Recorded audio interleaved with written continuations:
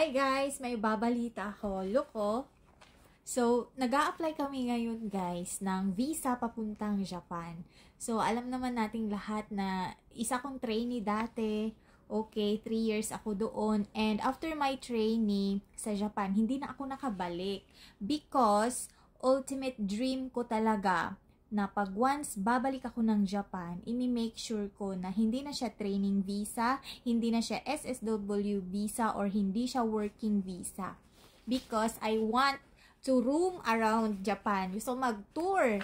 Kasi fresh na fresh pa dati sa akin yung trainee ako na utos-utusan ka lang, wala kang freedom, no, para mamasyal kapag ka merong mga occasion sa Japan, like yung Sakura, tapos Mumiji, Autumn, ayan, hindi ko ma-enjoy kasi nga, nagtatrabaho ako sa Japan.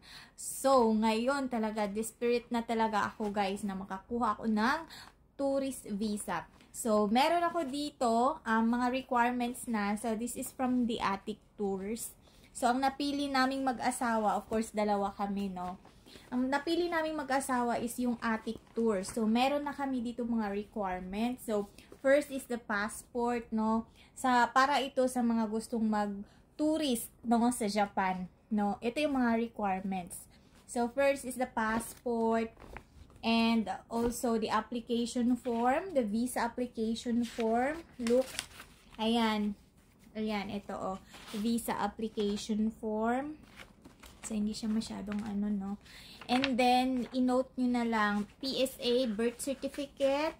And also, since na married na ako, so we have here the PSA marriage certificate. And also, yung birth certificate ng asawa ko. And then, meron kami itinerary. Ayan, ako nang gumawa ng itinerary. And the bank certificate, of course, tig-iisa kami ng asawa ko.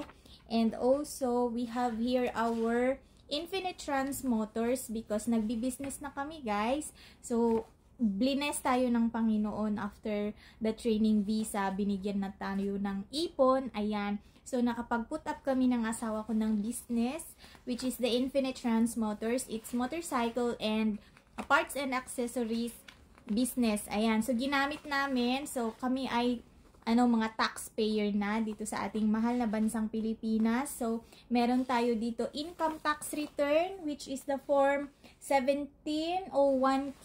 Ayan. So, nakapag-file na kami ng 2 beses.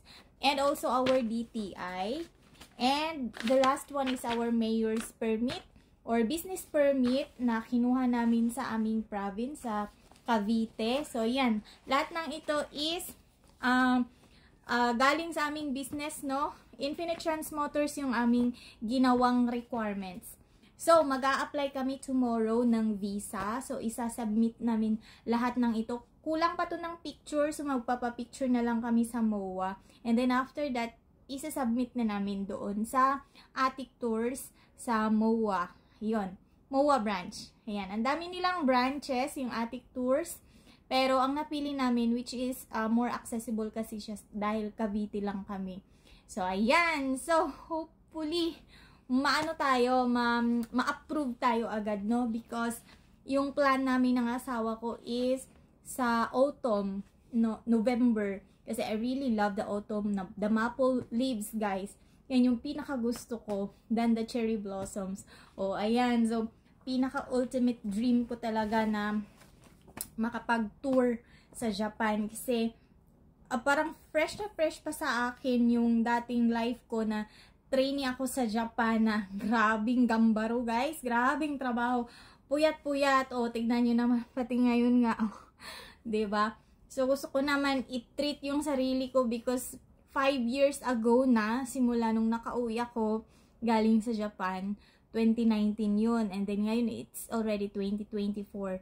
So, yan, 5 years na. So, hindi pa talaga ako nakabalik kasi more on business muna, no? Kasi nag-ipon talaga ang auntie nyo, guys, para lang makapag-tour.